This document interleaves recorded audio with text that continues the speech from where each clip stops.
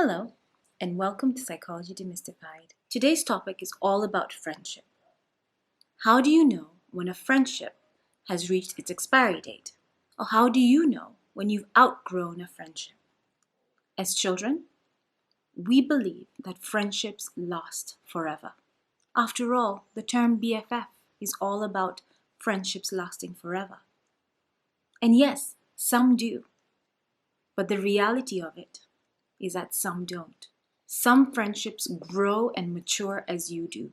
On the other hand, however, some friendships just atrophy, which means they deteriorate in such a way that the participants in that friendship end up feeling dissatisfied and unfulfilled. In other words, the friendship just withers away. Drifting away from friendships can be a huge loss, and it can be confusing and painful at the same time. But there are signs that you may have outgrown a friendship. There are also signs that your relationship or your friendship is atrophying.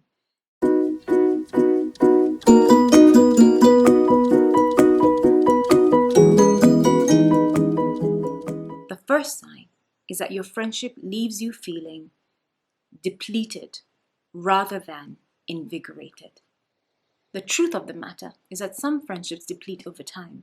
So what does a friendship that's depleting feel like? When a friendship is depleting, you may start to notice the following things. A sinking feeling in the pit of your stomach when you go to make plans. When the two of you are together, the focus will be all about them, and they end up talking all about them, and you discover that sometimes it's not about things that are of interest to you. In a friendship that is depleting, you may find that you're the one doing a lot of the emotional labor. And what that means is that you may find yourself being the one who has to support them while they repeatedly and incessantly complain about their job or their spouse or their marriage. Unfortunately, what this does is that after hanging out with this friend, you end up feeling exhausted and wrung out instead of feeling invigorated and refreshed. You might also find that after hanging out with them, you end up feeling angry and frustrated. But then you always try to avoid potential conflict with them, because you don't want to have any conflict with this person who's making you do all of this emotional labor because they need you in many ways. You end up venting to someone else about this friendship. And before you know it, you discover that this friendship is taking far more than it is giving you. The second thing to look out for to know if your friendship is depleting or atrophying is that you've become an expired version of yourself when you're with this person. Ideal friendships are supposed to allow you to grow and to be who you are in the moment whenever you want to be. But some friendships get really stuck in the past. And what happens is that you end up becoming an expired version of yourself because you're just dwelling in the past and getting stuck in that past. And sometimes it's both participants in the friendship, or sometimes it's just one. In these circles, because they're stuck in the past, you might find that you're still being referenced to as the class clown or the popular guy or the class nerd, even long after you've outlived these terms of you or these monikers of you. If it's still fun for you, absolutely continue in that way. However, if you find that sticking in the past is stifling who you are now or who you want to become, then sometimes these friendships end up putting you in a box that you feel that you can't get out of. You know that your friendship is atrophying or dying when one person stops putting as much effort into the relationship as you are. If you find that you're the one who's always making extra effort to meet closer to them, if you also find yourself making plans that surround what they want to do as opposed to what you both want to do, then you are leaning the extra way, and that's not how friendship should be. It should almost be like an equal, I'll take over this time, you take over next time. If you find that you're the one who's always checking in after big life events and you're not receiving the same thing, then you're definitely putting in more effort. If you find that you're requesting for more effort from them, but you're not getting any feedback or any response, then you're definitely putting in more than you should. As you start to consider these things, you also have to ask yourself, is the person I'm thinking of going through something? Because sometimes when your friends go through something, they distance themselves and it may seem like they're pulling away. But if this feels like it's a consistent thing and you're the one who's always reaching out and starting off with a joke or something that is pertinent or important to you, and they respond with a one-liner all the time consistently, then you're putting in more effort than you really need to. On the other hand, you may also notice that you're the one who's not putting in as much effort into the friendship. And this could be for a number of reasons. Maybe you're not as invested as you once were, and now you totally rely on your friend to make things happen. Some friendships can survive this way, where maybe someone really wants to be the one making the plans and you're okay with just going along. But there's some times when the friendships just won't survive the test of time if one person's always putting in more effort. Because in many instances, the one who puts in more effort eventually gives up and says, you know what? It's not worth it. I need someone who knows my value and treats me the way I treat them. In friendships such as these, what happens a lot of the times is that they just continue flowing the way they are because neither of the parties wants to have a difficult conversation about where the two of you stand. And sometimes when they don't continue the way they are, then someone just decides to pull away. And the final one for today is that you just have nothing in common anymore.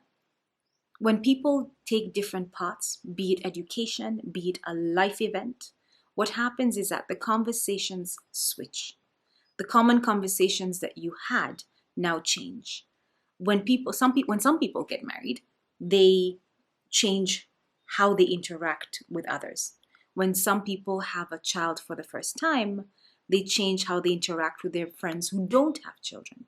When some people pursue a different career path, they now want to socialize with people within the same career path because they feel like they have common interests. If you are friends who are going through these different phases and stages in life, you might find that you no longer have things in common to talk about because what someone is really interested in now, you're not at all because you're in a different frame of mind. And that's how some friendships end up atrophying or just dying a natural death, because there's nothing in common to talk about. There are some friendships that may survive this and not necessarily die out, but they might become less frequent. Because then when you meet, it becomes a place where you have small talk and you talk on a surface level about your lives and then move on. So some friendships maintain that contact, but it's not as close as what it was when you shared a dorm together or a class together or friends together.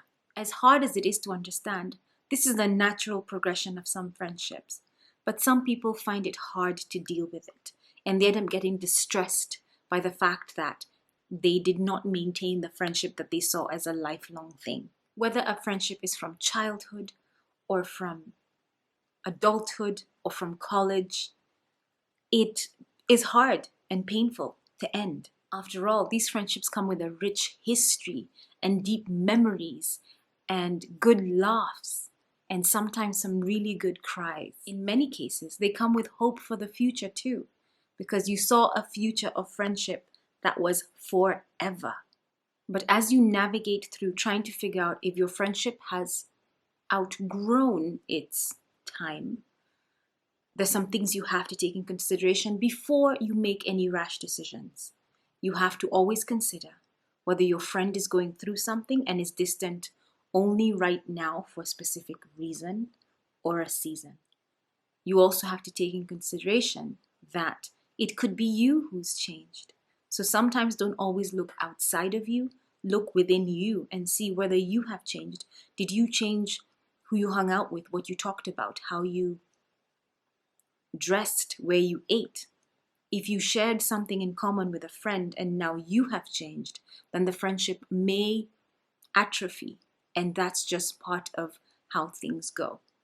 But remember, before you make that cut, because some of you maybe make cuts very easily, try and see what your friend is going through. Make sure that you're not making the friendship cut at a time when they need you. because sometimes some friends don't know how to reach out. With all of that said, though, trying to hold on to a relationship or a friendship that has outlived its purpose, its season, and its reason can actually become more painful, more exhausting, and more frustrating than mourning the loss and just sometimes letting the person go.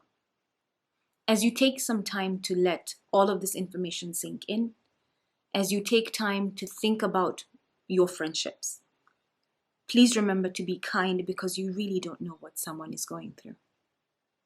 Thank you so much for watching. Hugs and kindness, always. Bye.